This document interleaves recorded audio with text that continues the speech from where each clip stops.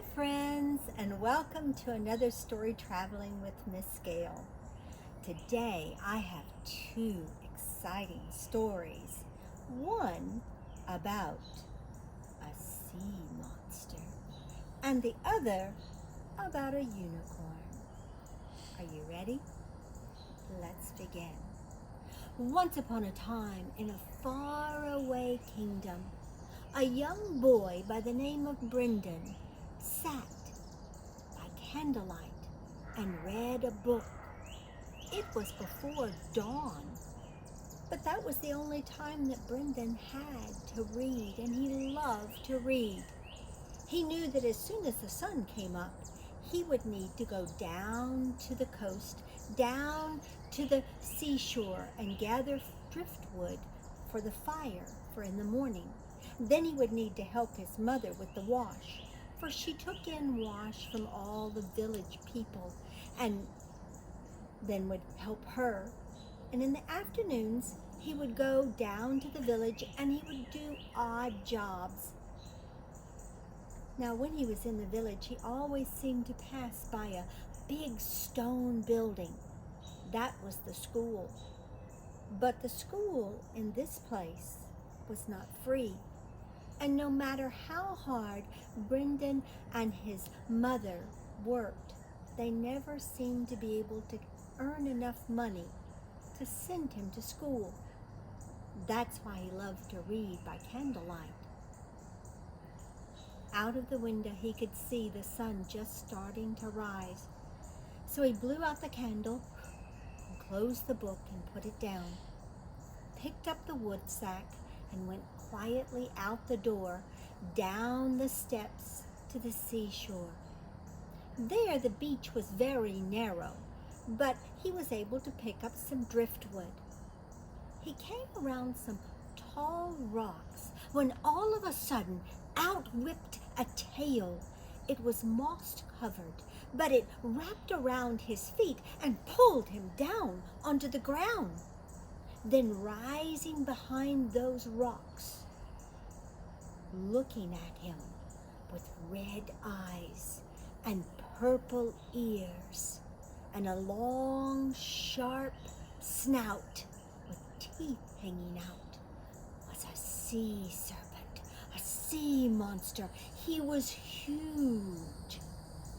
And he grinned a toothy grin, and he looked at Brendan and he said, "Ah, you are my breakfast." Just a moment. Wait, I'm hungry," said the monster. No, wait just a moment.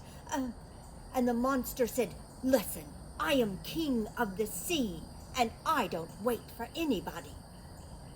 Brendan's eyes grew wide, but he got an idea. "Well, your Majesty, if you don't mind, I was just thinking, before you ate me, well, if you don't mind me saying so, to be a sea serpent monster, you're really kind of dirty looking. I mean, you're covered with moss and algae and sea urchins." "Oh." And the sea serpent looked a little bit embarrassed. "Well, I've been busy, and I have an idea," said Brendan. "If you will allow me to clean you up so that you shine like a silver ribbon in the sea, would you let me go?" You little thing, clean me up? Well, all right, you can try." With that, he unwrapped that mossy green tail of his. Brendan went over and he looked through some rocks till he found one with a nice edge. And then, starting at the sea serpent's head, he began to scrape off that moss and algae all along his back. Oh, it was thick there, down his legs, all the way to his tail. And when he had gotten all the moss off, Then he grabbed handfuls of sand and he began to scour over all of those scales, removing the dirt. Then he took his jacket off and dipped it in the water and began wiping that sea serpent clean and polishing those scales. But as he did, he said, Your Majesty, underneath your scale, I found a pearl. Oh, well, I eat a lot of oysters. They're all over my cave. You can keep it and any others you find. Oh, so he slipped the pearl into his wood sack and he began to clean more. And he found another pearl and another and another. By the time he had finished wiping down that sea serpent, his wood sack was full of not wood, pearls. Now, Your Majesty, take a look. And the sea serpent looked into the water. The crystal clear water shone back. Oh, I have never been so handsome. Look at that. I am so clean and shiny. Very well. You may go free. Brendan grabbed his sack full of pearls, stepped back away from the sea serpent as that sea serpent took a great leap out into the water. And sure enough, as he swam away, he looked just like a silver ribbon cutting through the blue sea. It was beautiful, but the sun was high up in the air. Brendan grabbed the sack and ran up the path. His mother was standing outside their door. She looked so worried. When she saw Brendan, she reached out and she gave him a big hug. Where have you been? What has happened? He told her the story of the sea serpent, and then he showed her the bag of pearls. She was amazed. Oh, Brendan, you are so smart. There's enough here for you to go to school, for you are so smart to get away from that sea serpent. Why, grown men with swords have never been able to get away from a monster like that. But here you did it, using your brain and a rock and sand and water. And Brendan and his mother, thanks to all those pearls, lived very happily and wisely ever after. Now that's Brendan's story and the sea monster, but I promised you a unicorn story. So, once upon a time, far away, over the hills and out of the wide world, there was a beautiful green pasture. And in that pasture, there was a very small unicorn. He had a little tiny white horn right in the middle of his forehead.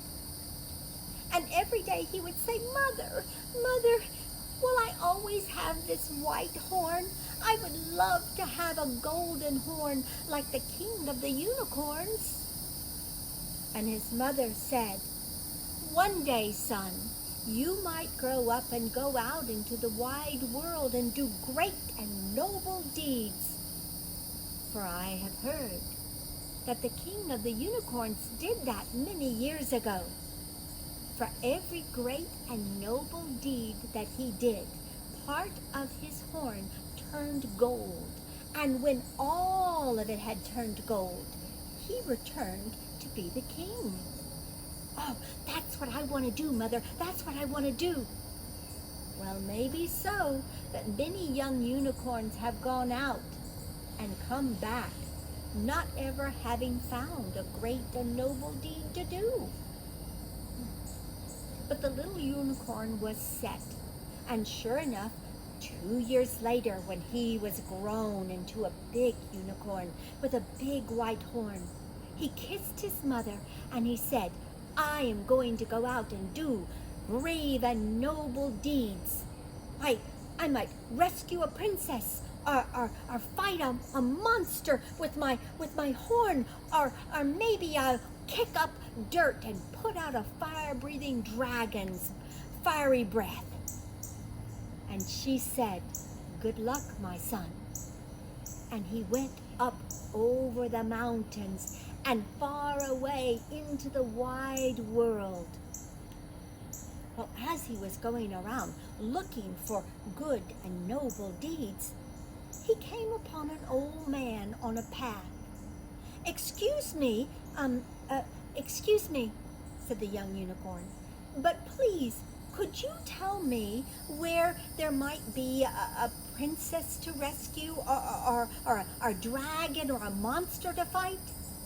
And the old man said, I have not heard of a princess in need, or a monster, or anything like that, a dragon. I am only on my way to my daughter's house. Oh, said the unicorn, well, you're carrying a heavy load. Put it on my back and hold on to my mane, and I will walk with you. And so the unicorn did. That old man put his big bundle on that unicorn's back, and he held on to his mane, and they walked along the road. When he got to his daughter's house, he thanked the unicorn. There has to be good and noble deeds somewhere, said the unicorn. And he started on down the path, looking this way and that. When what should he see next but a donkey laying beside the road? Oh, that donkey was, he was moaning in pain.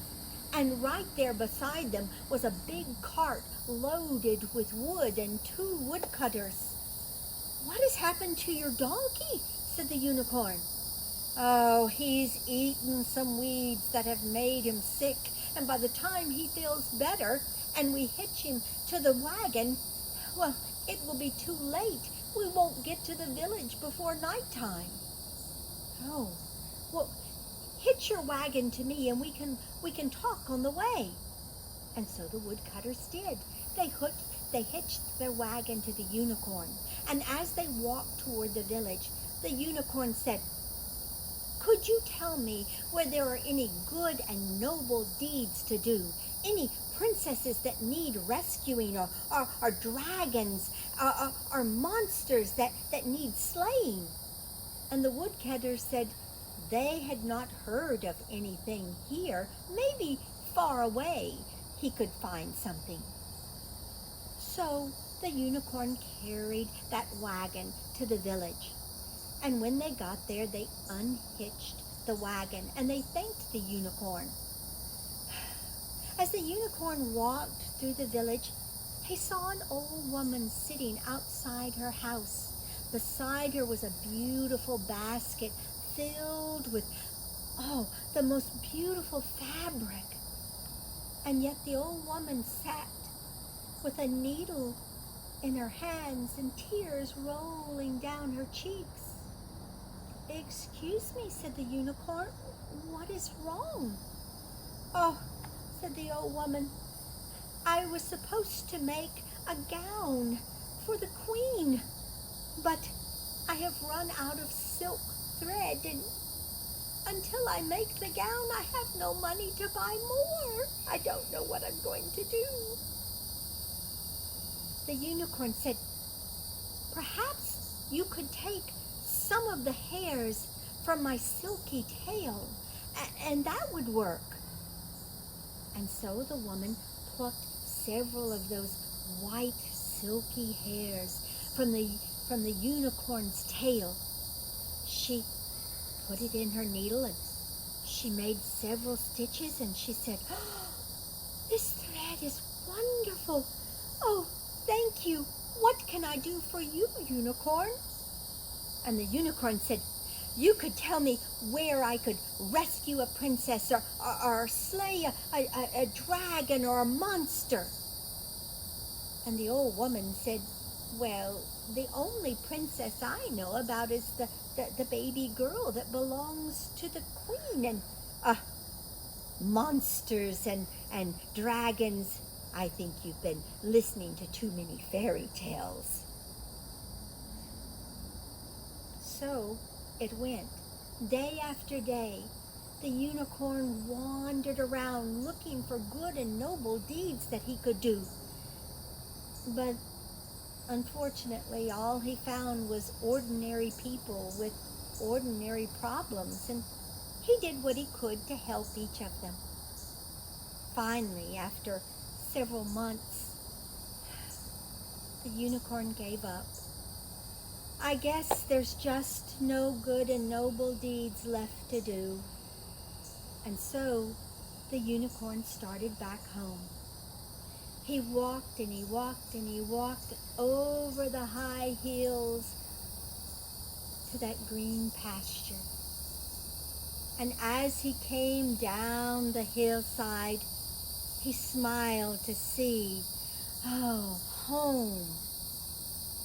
And all the other unicorns lifted their heads and looked at him. Oh, they're probably thinking, "Yes, you're back, your white horn." And then out stepped the king of the unicorns. "I am so glad you have returned, young leader." And he bowed. "I am getting too old to do this job, and I am glad you are going to take my place." What are you talking about?" And his mother said, "Son, look into the pond." And when that young unicorn looked down into the pond, he did not see a white horn on his forehead. He saw a horn of solid gold. But all I did was everyday things. I did no great and noble deeds." "And yet," said his mother, "you may not have recognized them as great and noble, but you did them anyway. For son, any kindness that you do is a great and noble deed to the one in need." "Oh," said the unicorn, and he stood taller. "I understand now. We are to show kindness, and every kindness is a good and noble deed. Thank you." And that unicorn led the other unicorns well for many, many years. And they lived, you know the ending, happily ever after. My friends at home, remember, you don't have to be a unicorn or a young boy that tames and cleans up a sea dragon. All you have to do is be kind and help others. And who knows, maybe you too will live, I hope so, happily ever after. Thank you so much for joining me for today's story traveling. I hope to see you again soon. Bye.